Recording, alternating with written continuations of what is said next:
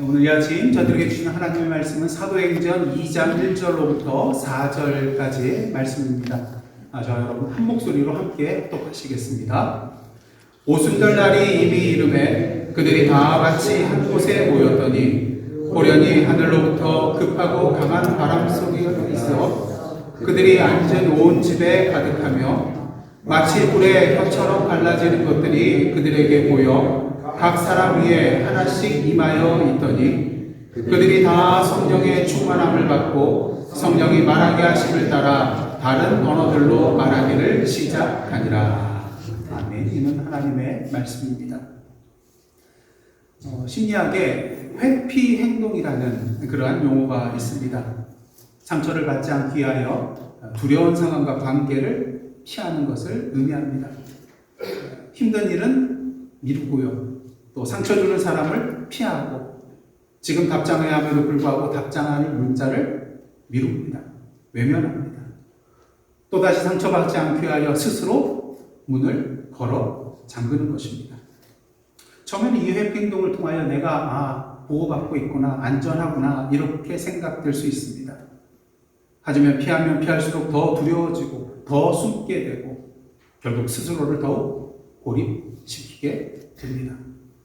그래서 점점 더 관계를 피하게 되고요. 점점 더 혼자 있으려고 하고 아무도 자신을 이해하지 못한다고 느끼기 시작합니다. 문제는 그렇게 닫힌 문 안에서는요. 상처는 잠시 피할 수 있을지 몰라도 그 안에서는 치유도, 회복도, 새로운 시작도 경험하기 힘들게 되는 것입니다. 예수께서 십자가에 달려 돌아가신 후 제자들은 두려움 속에 문을 닫고 숨어 있었습니다. 하지만 주님께서는 그 닫힌 문을 넘어서 그들에게 찾아오셨습니다. 주님께서 그들에게 원하시는 바는 닫힌 문 뒤에 숨어 살아가는 것이 아니었기 때문인 것이죠. 그런데 사도행전 2장을 보시면 얼마 전까지 문을 꼭꼭 걸어잠그고 숨어있던 제자들이 예루살렘 한복판에 서서 담대하게 복음을 선포합니다. 부활하신 주님을 만났고 그 주님께서 약속하신 성령께서 그들에게 임하셨기 때문인 것입니다. 여러분, 부활하신 주님을 만나셨나요? 주님께서 약속하신 성령께서 임하셨나요? 그런데 혹시 우리의 마음이 닫혀 있지는 않은지요? 아니면 조금만 열린 채로 그대로 있지는 않은지요? 주님께서 오늘도 우리가 닫힌 공동체가 아니라 열린 공동체로 있기를 원하십니다. 그렇다면 주님께서 원하시는 열린 공동체라는 것은 도대체 어떠한 공동체일까요? 첫째로 주님께서 원하시는 열린 공동체는 말씀에 열린 공동체입니다. 부활하신 주님을 만나기 이전에 제자들은 주님의 말씀에 제대로 열려있지 않았습니다. 듣기는 들었지만 온전히 그 말씀을 믿음으로 제대로 받아들이지 못했다는 것이죠. 그러기에 예수께서 자신이 예루살렘으로 가서 고난을 당하고 죽음을 당하고 사흘 만에 부활할 것을 말씀하셨지만 제자들은 이것을 제대로 받아들이지 않았습니다. 바로 그것이 그들이 두려움 가운데 갇혀있는 그런 공동체가 되었던 근본적인 이유였습니다. 주님의 말씀보다 그들 앞에 다가온 현실이 더욱더 커 보였거든요. 말씀에 닫혀있다는 것은요, 단순히 말씀을 듣지 않는 것이 아닙니다. 자기 생각과 세상의 말로 그 하나님의 말씀을 덮어버리는 거예요. 우리도 마찬가지입니다. 주님께서 함께 하신다고 말씀하시지만 현실이 두렵기만 합니다. 주님께서 길을 여신다고 말씀하시지만 사방이 꽉 막혀 있는 것처럼 보입니다. 주님께서 사명을 주시며 나아가라고 말씀하시는데 세상은 그냥 머물러 안정을 취하라고 우리에게 말합니다. 베드로를 보십시오. 예수께서 십자가의 길에 대해서 말씀하실 때 그는 말합니다. 주여 그리 마옵소서. 인간적으로 볼 때는 주님을 사랑하는 그런 말이에요. 하지만 그 말은 하나님의 뜻과 주님의 길을 가로막는 말이 되고 말았습니다. 베드로의 생각과 말이 주님의 말씀보다 주님의 뜻보다 앞서 있었기 때문인 것이죠. 하지만 부활하신 예수님을 만난 후 베드로를 비롯한 여러 제자들은 모습이 달라졌어요. 예루살렘을 떠나지 말고 아버지께서 약속한 것을 기다리라는 그 주님의 말씀을 굳게 붙들었습니다. 그리고 그 말씀에 순종했습니다. 사도행전 1장을 보시면 예수님의 제자들과 여인들 그리고 예수님의 동생들이 함께 모여 있습니다. 중요한 것은 단순히 함께 모여 있던 것이 아니라 힘써 기도하고 있었다는 것이죠. 그리고 더욱더 중요한 것은 단순히 각자의 그런 문제와 필요를 붙들고 기도한 것이 아니라 주님께서 약속하신 그 성령과 그들에게 부여하신 그 사명을 붙들고 한 마음으로 한 뜻으로 함께 기도했다는 것입니다. 닫힌 공동체는요, 함께 같은 장소 같은 시간에 모여 있어도 하나라고 할 수가 없습니다. 왜? 같이 모여 있기는 하지만 각자의 생각과 말을 붙든 채 서로 다른 곳을 바라보고 있기 때문인 것입니다. 오늘날 세상을 보십시오. 정치적으로, 문화적으로 끊임없이 갈라지고 있습니다. 미국도 그렇습니다. 우리 한국도 그렇습니다. 심지어 교회마저도 좌우로 갈라서고 있습니다. 하지만 교회는 정치적인 이념과 방향 위에서 하나를 이루는 공동체가 아닙니다. 오직 진리와 생명 되시는 주님의 말씀 위에서 하나를 이루는 공동체가 바로 교회 공동체인 것입니다. 주님의 제자들은 다양한 사람들로 이루어져 있었습니다. 직업도 다양했고요. 또 각자의 그런 성격과 기질도 달랐습니다. 특히 친로마 세력인 세리 마태와 반로마 저항층인 열심당원 신부는 당시 사회 속에서는 결코 함께 섞일 수 없는 물과 기름과도 같은 그런 존재였습니다. 하지만 그러한 그들이 주님 안에서 하나가 될 수 있었습니다. 자신의 말이 아니라 주님의 말씀을 붙들고 한 마음과 한 뜻으로 기도의 자리로 나아갈 수 있었습니다. 그리고 마침내 그들에게 성령 충만함의 역사가 일어나게 되었습니다.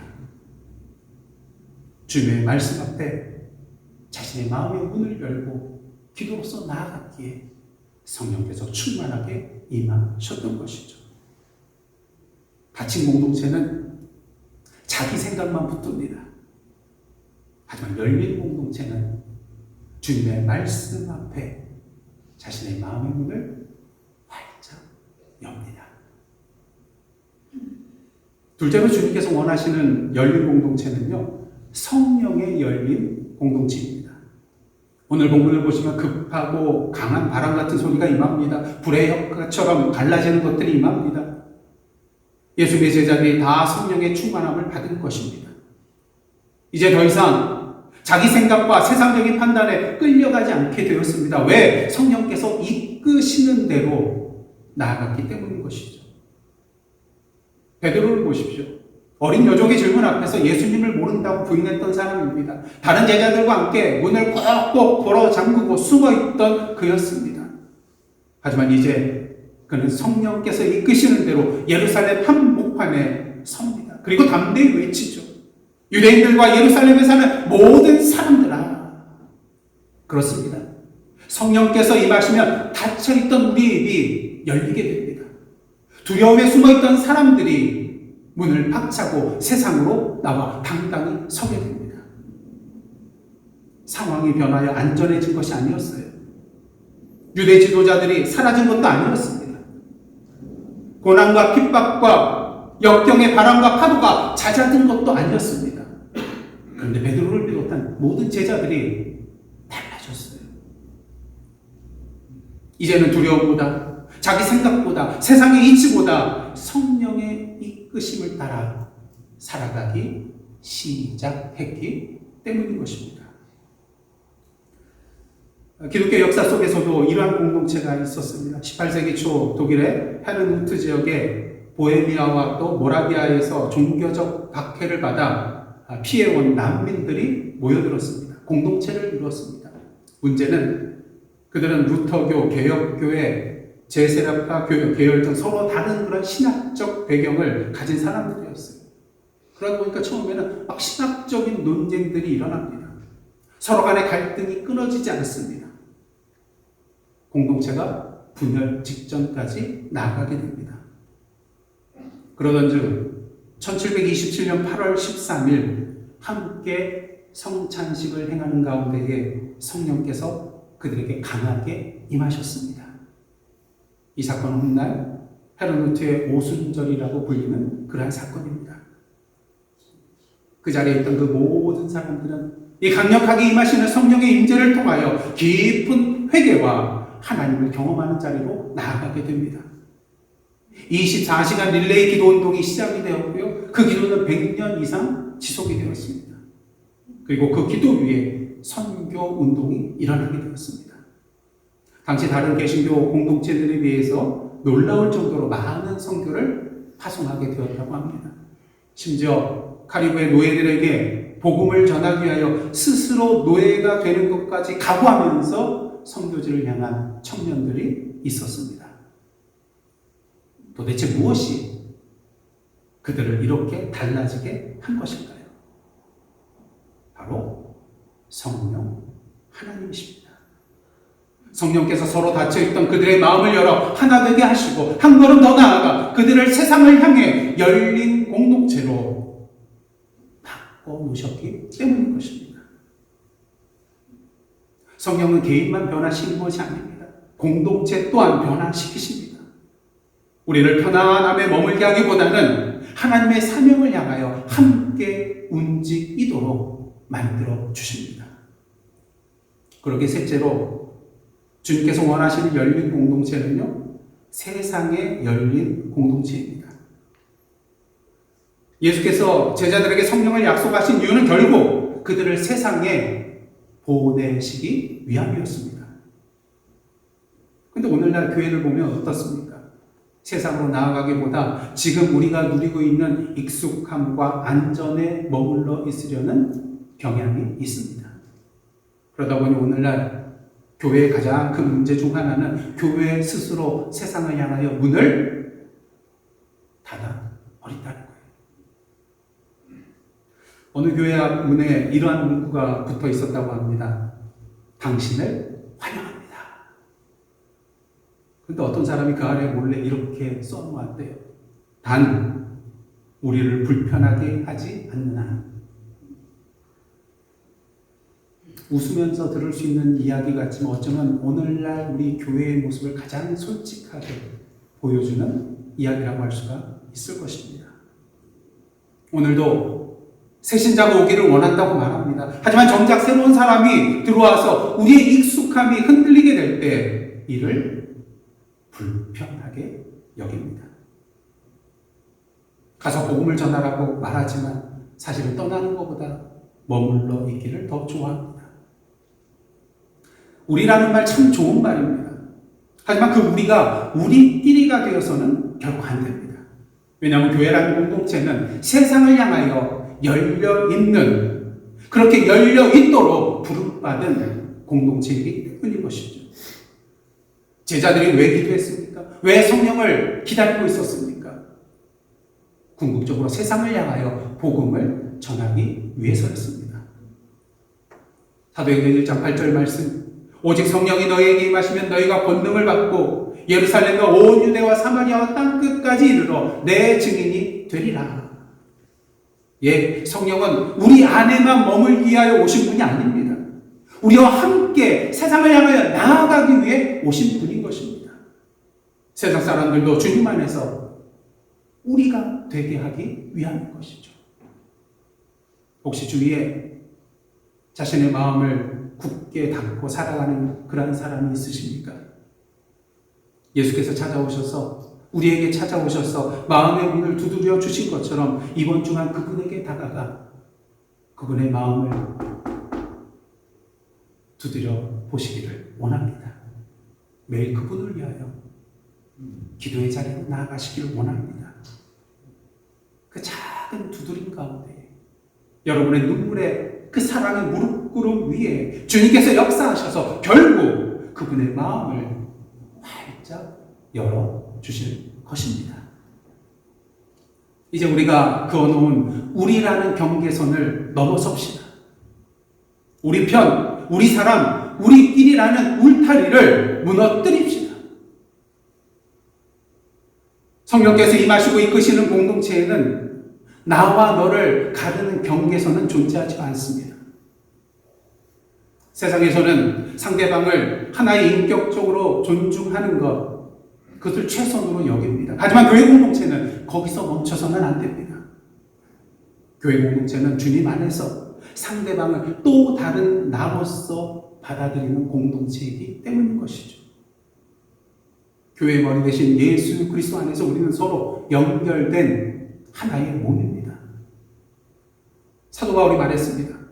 유대인이나 헬라인이나 종이나 자유인이나 남자나 여자나 다 그리스도 예수 안에서 하나라고요. 둘이 아닙니다. 하나입니다. 그렇습니다. 주님 안에서는 너는 더 이상 남이 아니라 바로 나입니다. 초대교회 성도들은 함께 모여 사도들의 가르침을 받고 서로 교제하며 함께 떡을 떼고 함께 기도했습니다. 자기의 소유를 자기 것이라고 주장하지 않고 필요한 사람들에게 기쁨으로 나눠주었습니다. 서로의 필요를 돌아보며 함께 한 몸으로 한 가족으로 살아가는 그러한 공동체가 되었습니다. 그리고 세상은 이 공동체의 모습을 통하여 살아 역사하시는 주님을 볼 수 있게 되었습니다. 사랑하는 성도 여러분, 오늘도 세상의 많은 사람들이 상처와 두려움 가운데 스스로의 마음 문을 닫고 살아가고 있습니다. 상처받고 교회에서 떠난 사람, 사랑하는 사람부터 버림받은 사람, 도움을 구할 단 한 사람조차 없는 사람, 삶의 의미를 잃어버린 사람, 세상의 무게로 말미암아 절망의 늪에 빠져 죽어가고 있는 사람. 2000년 전 예수님의 제자들이 바로 그러했습니다. 그런 제자들에게 찾아와 그들의 닫힌 문을 활짝 열어주신 주님께서 오늘도 그 일을 계속해 나가기를 원하고 계십니다. 바로 저와 여러분을 통해서. 그렇게 성령께서 오늘도 우리에게 오셔서 우리를 이끄십니다. 우리의 문뿐만 아니라 세상 사람들의 그 문도 열어주시기 위함인 것이죠. 그렇게 이 시간 주님께서 우리에게 문을 열라고 말씀하고 계십니다. 말씀을 향하여, 성령의 이끄심을 향하여, 그리고 세상을 향하여 문을 열라고 말씀하십니다. 그리고 우리는 이것을 사명이라고 말합니다. 요한복음 20장을 보면 부활하신 주님께서 제자들을 찾아와 이러한 말씀을 하십니다. 너희에게 평강이 있을지어다. 아버지께서 나를 보내신 것 같이 나도 너희를 보내노라. 그리고 숨을 내쉬면서 말씀하십니다. 성령을 받으라. 오순절 성령 강림 사건 이후 제자들은 닫힌 공동체에서 열린 공동체로 나아갔습니다.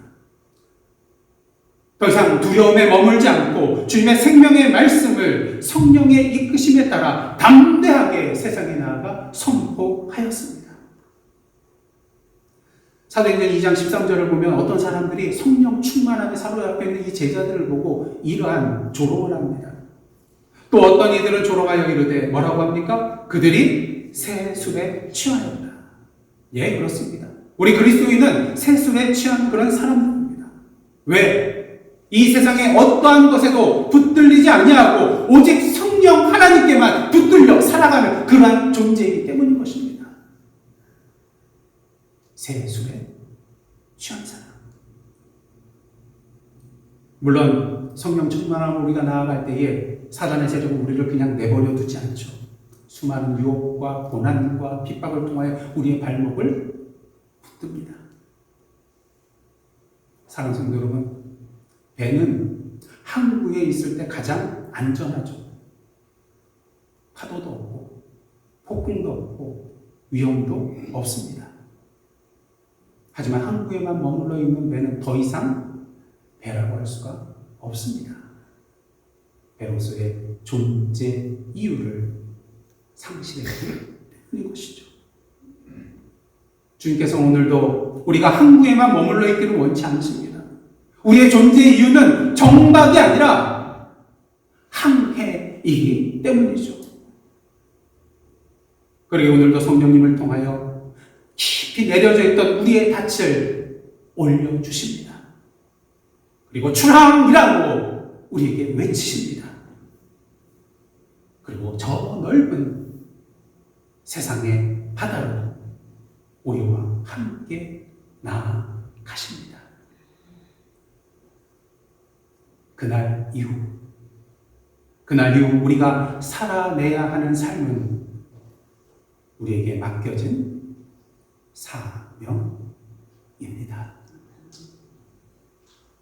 기도하시겠습니다. 하나님, 두려움 가운데 문을 걸어 잠그고 우리가 생각하는 안전한 항구에 머물지 않게 하옵소서.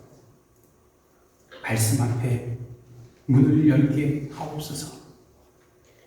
성령의 인도하심 앞에 문을 열게 하옵소서. 세상을 향하여 문을 열게 하옵소서. 오늘도 성령의 충만함으로 우리의 닻을 올려주시사 성령의 강한 바람으로 그 사명의 바다를 향하여 항해하는 저희들 주의 몸된 예사랑 선교 교회 되게 하여 주옵소서.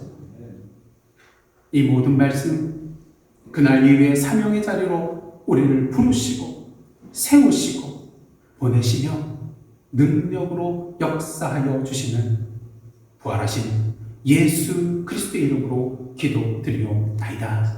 아멘.